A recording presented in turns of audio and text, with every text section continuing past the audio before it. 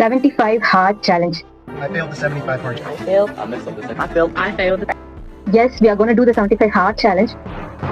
First இந்த challenge என்ன அப்படின்னு நான் சொல்லிடுறேன். இது வந்து ஒரு 75 day challenge and இதுல வந்து 5 set of rules இருக்கும். இதுல ஒரு ரூலை நம்ம என்னைக்கா ஒரு நாள் மிஸ் பண்ணாலும் we have to start from day 1.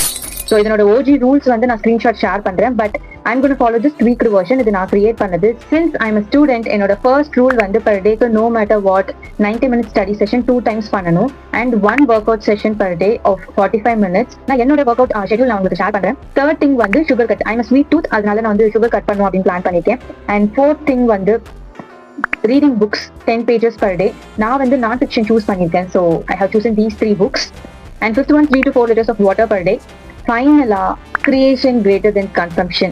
So yeah, conscious consumption is my goal. And I'm going to start this challenge from tomorrow. Do let me know in the comments if you're also joining me.